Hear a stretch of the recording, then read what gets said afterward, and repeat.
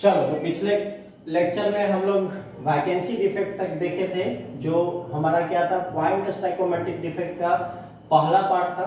दूसरा पार्ट था हमारा क्या, इंटरस्टिशियल डिफेक्ट। तो इंटरस्टिशियल डिफेक्ट के बारे में आज हम लोग पढ़ेंगे। इंटरस्टिशियल डिफेक्ट क्या होता है? इंटरस्टिशियल डिफेक्ट्स जो होता है वो काउज्ड होता है कोई भी पार्टिकल्स इंटरस्टिशियल साइट पे अगर आकर प्लेस्ड हो जाए। इंटरस्टिशियल साइट क्या होता है ये समझो। जैसे ये कोई आइडियल अरेंजमेंट था, ठीक है। इस आइडियल अरेंजमेंट में ये पार्टिकल्स के बीच का जो गैप है जिसको हम लोग इंटरस्टिशियल साइट बोल रहे हैं, मतलब इस साइट को क्या बोलेंगे, इंटरस्टिशियल साइट बोलेंगे, इंटरस्टिशियल साइट। तो इंटरस्टिशियल साइट में अगर कोई पार्टिकल्स आकर प्लेस्ड हो जाता है तो वैसे कंडीशंस में इसका अरेंजमेंट क्या हो जाएगा, परफेक्ट नहीं रह पाएगा। जो आइडियल अरेंजमेंट था वो चेंज हो जाएगा और ये क्या हो जाएगा, इम्परफेक्शन इन सॉलिड कहलाएगा।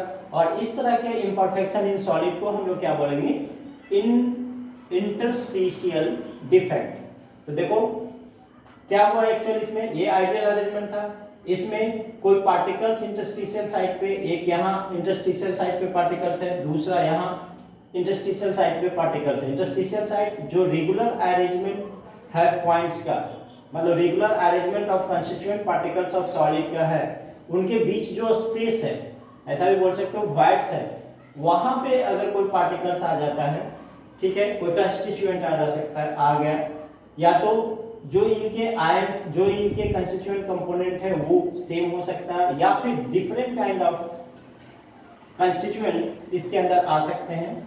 और अगर ऐसा चेंज होता है किसी भी सॉलिड के क्रिस्टल में, तो ऐसे डिफेक्ट को हम लोग इंटरस्टिशियल डिफेक्ट बोलेंगे। फिर से समझो, इंटरस्टिशियल डिफेक्ट में क्या होगा कि कंस्टिट्यूएंट पार्टिकल्स के बीच जो स्पेस है वहां पे अगर पार्टिकल आकर प्लेस्ड हो गया तो वैसे डिफेक्ट को हम लोग क्या बोलेंगे, इंटरस्टिशियल डिफेक्ट बोलेंगे। तो चलो बाकी यहाँ सारा कुछ लिख दिया हूं मैं। Cause due to the presence of constituent particles in normally vacant interstitial sites in the crystal formation is known as interstitial defect. दूसरी बात, it depends upon the size of interstitial है। ये किस पे डिपेंड करेगा, इसके साइज पे depend करेगा। इसका साइज इस कंस्टिट्यूएंट पार्टिकल से बड़ा है या फिर इसका साइज कंस्टिट्यूएंट पार्टिकल से छोटा है, इस बात पे डिपेंड करेगा इस तरह के डिफेक्ट का कितना परसेंट होगा। परसेंटेज ऑफ डिफेक्ट्स, मतलब percentage of interstitial defect depends upon the size of particles placed at the interstitial site. Clear है? नेक्स्ट, वैकेंसी एंड इंटरस्टिशियल, ये दोनों तरह के जो डिफेक्ट्स होते हैं वो नॉन आयनिक कंपाउंड में होते हैं, आयनिक कंपाउंड में नहीं होते हैं।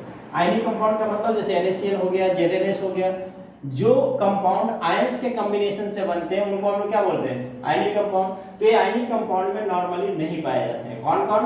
वैकेंसी एंड इंटरस्टिशियल डिफेक्ट जो होते हैं वो आयनिक कंपाउंड में नहीं पाए जाते हैं। अगर ये आयनिक कंपाउंड में नहीं पाए जाते तो किस में पाए जाते हैं? ऑब्वियस है, आयनिक में नहीं होगा तो नॉन आयनिक कंपाउंड में होगा। तो vacancy and interstitial defects are found in a non ionic compound. अगर ये डिफेक्ट्स आयनिक कंपाउंड में एराइज्ड होता है, डेवलप होता है, तो इसका नाम चेंज हो जाएगा, उसका नाम हो जाएगा स्कॉटकी एंड फ्रैंकल डिफेक्ट। उस डिफेक्ट को क्या बोलेंगे हम लोग, स्कॉटकी एंड फ्रैंकल डिफेक्ट बोलेंगे, उसको इंटरस्टिशियल या वैकेंसी डिफेक्ट नहीं बोलेंगे। मतलब when the interstitial defect arises in a case of ionic compound, then the name of the defects be changed, either it will be Frankel or Schottky defect. Clear है? ये हो गया हमारा interstitial defect के बारे में। अब देखो इसमें होगा क्या, देखो एक्स्ट्रा पार्टिकल आने से क्या हो जाएगा, मास इंक्रीज कर जाएगा, और मास इंक्रीज करेगा तो डेंसिटी भी इंक्रीज कर जाएगी। क्योंकि डेंसिटी का फार्मूला हम लोग को पता है, मास अपॉन क्या होता है, वॉल्यूम होता है। तो अगर मान लो कि डेंसिटी यहाँ हमने लिखा D equals to m upon v, पहले का मास m1 था, बाद में जब इसका इंट्रोडक्शन हुआ, जब इम्परफेक्शन आया तो ये मास जो है वो m2 हो गया। तो अब जो हो जाएगा D1 इक्वल टू क्या हो जाएगा, m2 बाई v, और यहाँ कंडीशन क्या है, m2 is greater than m1 है। तो बताओ D1 इज ग्रेटर देन क्या हो जाएगा, D हो जाएगा। यानी कि ऐसे केस में डेंसिटी की वैल्यू क्या हो जाएगी, बढ़ जाएगी। क्लियर है? इसको कॉपी करो।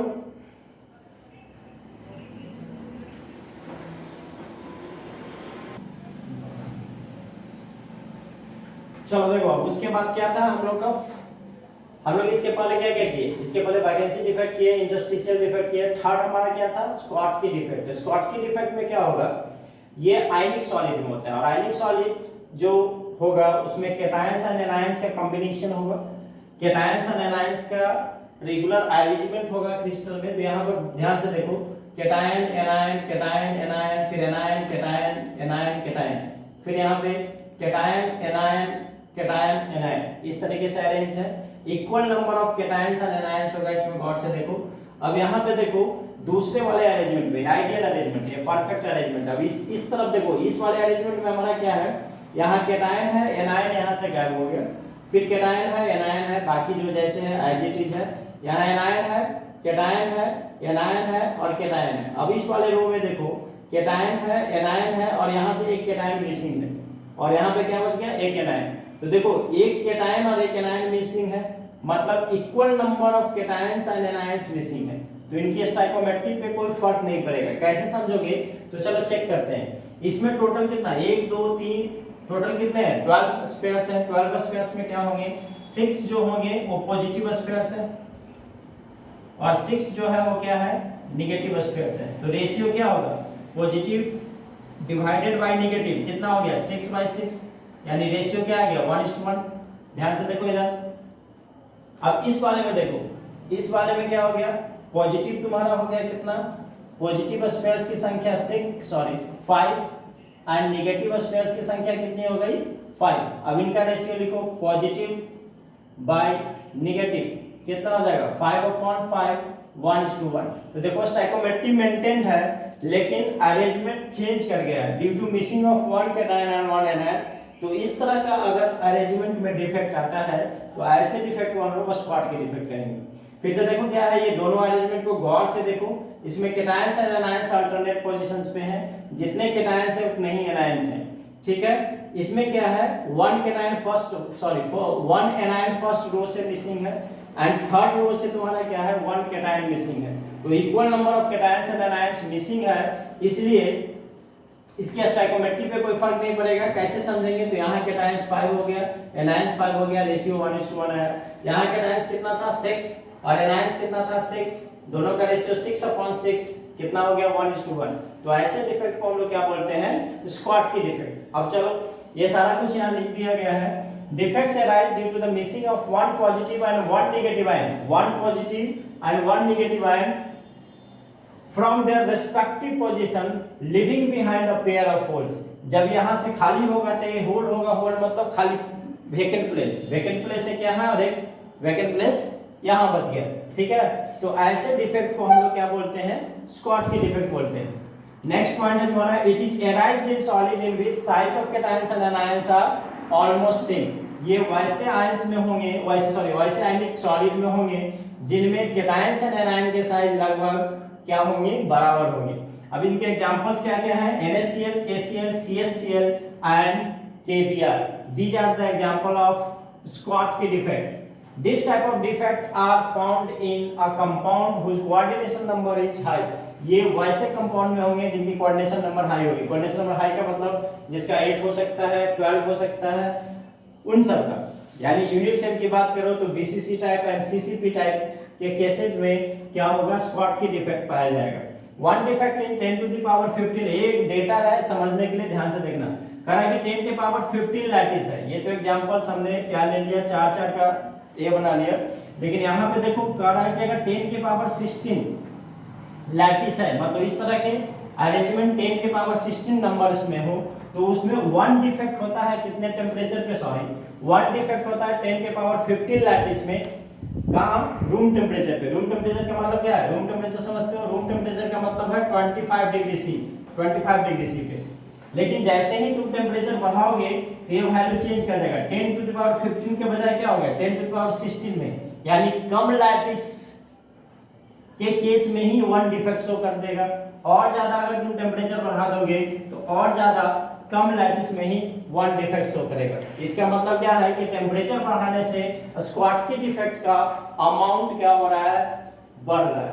क्लियर है। तो this was all about the Schottky defect. ये स्कॉटकी डिफेक्ट के बारे में था। ये किस में होगा? आयनिक सॉलिड में होगा, क्योंकि यहाँ पर same number of cations and anions क्या होते हैं? मिसिंग होते हैं, तो इम्परफेक्शन डेवलप होती है सॉलिड में, और उस इम्परफेक्शन को हम लोग स्कॉटकी इम्परफेक्शन या स्कॉटकी डिफेक्ट बोलेंगे।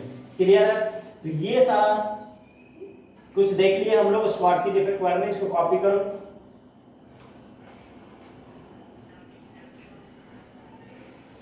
चलो, तो नेक्स्ट हम लोग देखते हैं फ्रैंकल डिफेक्ट। फ्रैंकल डिफेक्ट में क्या हो जाएगा? वैसा defect, defects created when an ion leaves its correct lattice sites and occupies an interstitial site. ये अपने ओरिजिनल साइट से क्या कर जाता है?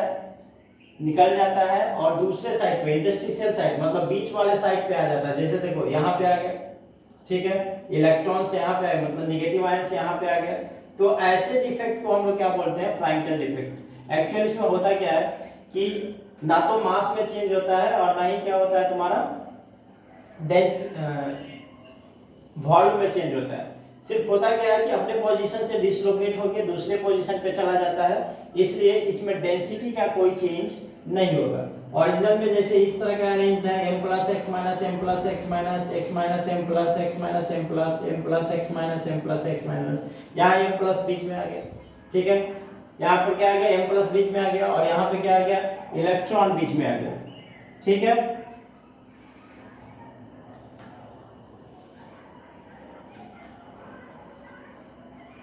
तो ये डिसलोकेशन हो गया, पोजीशन डिसलोकेट हो गया, वैकेंसी भी क्रिएट किया। तो ये क्या होता है? कॉम्बिनेशन होता है vacancy defects and interstitial defect का। It creates vacancy defects and its original site पे वैकेंसी क्रिएट करेगा, और दूसरे साइट इंटरस्टिशियल साइट पे क्या होगा? चला जाएगा। तो डिसलोकेशन भी होगा, इंटरस्टिशियल साइट में गया तो इंटरस्टिशियल साइट का भी कॉम्बिनेशन हो जाएगा। तो इसको हम लोग क्या बोलते हैं? It is combination of vacancy defects and interstitial defect. It creates vacancy defects at its original site पे क्या करेगा? वैकेंसी क्रिएट करेगा। It is also known as a dislocation defect. ये ओरिजिनल साइट से इंटरस्टिशियल साइट पे जाता है, इसलिए इसको डिसलोकेशन इफेक्ट बोलोगे। It does not affect the density of solid. ये डेंसिटी ऑफ सॉलिड को अफेक्ट नहीं करेगा, क्योंकि इसमें कोई चेंज नहीं हो रहा, नहीं तो मास में चेंज हो रहा है, सिर्फ पोजीशन डिसलोकेट हो रहा है और उस वजह से वो पोजीशन खाली हो जा रहा है। लेकिन मास एंड वॉल्यूम मेंटेन्ड है, इसलिए डेंसिटी में कोई चेंज नहीं होगी। ये वैसे आयनिक कंपाउंड में होगा जिनका कोऑर्डिनेशन नंबर लो होता है, ठीक है। Cations and anions are of a large difference in size, और वैसे कंपाउंड्स में होगा जिसमें कैटायंस एंड एनायन के साइज का डिफरेंस ज्यादा होगा, ठीक है। तो ये क्या है तुम्हारा? फ्रैंकल डिफेक्ट्स के कॉन्सेप्ट, कि फ्रैंकल डिफेक्ट्स आयनिक सॉलिड में होगा जिसमें size of cations and anions में लार्ज डिफरेंस होगा, इसमें की डेंसिटी चेंज नहीं, इस डिफेक्ट वजह से डेंसिटी चेंज नहीं होगा। ये कॉम्बिनेशन होगा इंटरस्टिशियल एंड वैकेंसी डिफेक्ट का। ओरिजिनल पोजीशन पे वैकेंसी हो जाएगा, इंटरस्टिशियल साइट पे जाके चला जाएगा। तो डिसलोकेशन डिफेक्ट भी इसको बोलोगे। ये क्या करता है? डेंसिटी को अफेक्ट नहीं करेगा। ये आयनिक कंपाउंड में पाया जाएगा जिसमें size of cations and anions में काफी डिफरेंस होगा, मतलब लार्ज डिफरेंस होगा in the size of cations and anions. तो इस तरह के डिफेक्ट को हम लोग क्या बोलते हैं? फ्रैंकल डिफेक्ट बोलते हैं। तो इसको कॉपी करो।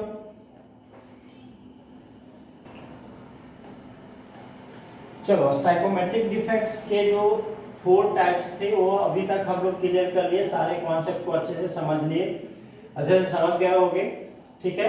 इसके बावजूद भी अगर कोई दिक्कत आती है तो कमेंट करो, ठीक है ना। Non stoichiometric defects arises due to disturbance in a stoichiometric ratio of compound. वहां पे क्या होता था? Stoichiometry of the compound maintain होता था, ठीक है।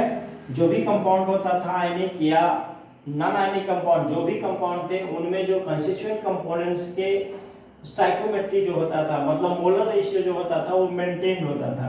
आफ्टर डिफेक्ट मतलब जब उसमें इम्परफेक्शन हो जाती थी उसके बावजूद भी उनकी स्टाइकोमेट्री क्या होती थी? मेंटेन होती थी। लेकिन यहाँ पे क्या है? स्टाइकोमेट्री डिस्टर्ब हो जाएगी। जैसे एग्जांपल से यहाँ दिख रहा होगा Fe0.93 एंड O। यहाँ देखो ऑक्सीजन का एक एटम है और आयरन का 0.93। इसका मतलब अगर ये FeO फार्मूला होता तो रेशियो क्या होता? Fe का 1, ऑक्सीजन का भी 1:1 होता, लेकिन यहाँ ऐसा नहीं है। मतलब यहाँ पे क्या होगा इस तरह के डिफेक्ट्स में तुम्हारा क्या होगा, रेशियो जो होगा वो मेंटेन नहीं होगा। स्टाइकोमेट्री जो होगी कंस्टिट्यूएंट कंपोनेंट ऑफ सॉलिड का, वो क्या होगा, मेंटेन नहीं होगा। दूसरा एग्जांपल Ap 0.95 एंड 2, इन दोनों एग्जांपल्स में देख रहे होंगे कि स्टाइकोमेट्री मेंटेन नहीं है। चलो, ये तीन तरह का होगा, metal excess defect due to the anion vacancy, metal excess defect due to the interstitial cation, and metal deficiency defect due to the cation vacancy। ये तीन तरह के होंगे, ठीक है। तो इनको हम लोग बारी बारी से क्या करेंगे, समझेंगे। इसको कॉपी करो। चलो, तो नॉन स्टाइकोमेट्रिक डिफेक्ट्स में पहला जो टाइप था metal excess defect due to anion vacancy, उसको हम लोग डिस्कस करते हैं। चलो, कहता है कंपाउंड में है excess metal ion if a negative ion is absent from its lattice site, leaving hole which are occupied by electron maintain electrical neutrality। ठीक है, एग्जांपल क्या है इसका, NaCl, KBr।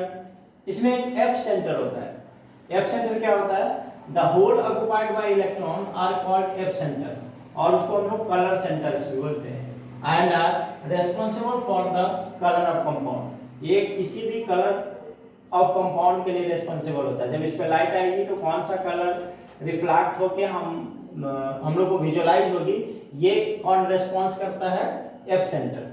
ठीक है, colour arises due to the excitation of electron when they absorb energy from the visible light falling on the crystal. ठीक है, colour of KCl makes it violet and LiCl is pink in color। और LiCl का जो colour क्या होगा, वो pink होगा।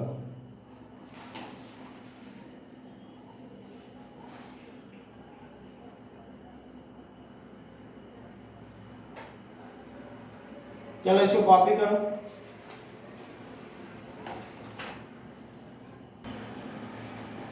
तो इसमें हम लोग देख रहे थे metal excess defect. Metal excess defect में ये सारा कुछ देख लेते। देखो इसका फिगर किस तरह का होगा, m plus x minus m plus x minus m plus sorry x minus m plus electron m plus x minus m plus and x minus. यहाँ पे देखो मिसिंग है, क्या है, इलेक्ट्रॉन आ गया, ये होल क्रिएट करेगा। ठीक है, और इसी के वजह से, इसके एक्साइटेशन के वजह से कलर डेवलप होता है। तो इस तरह के डिफेक्ट को क्या बोलोगे, metal excess defect due to the anion vacancy. Anion का वैकेंसी हो गया, यहाँ पे इलेक्ट्रॉन है, होल है,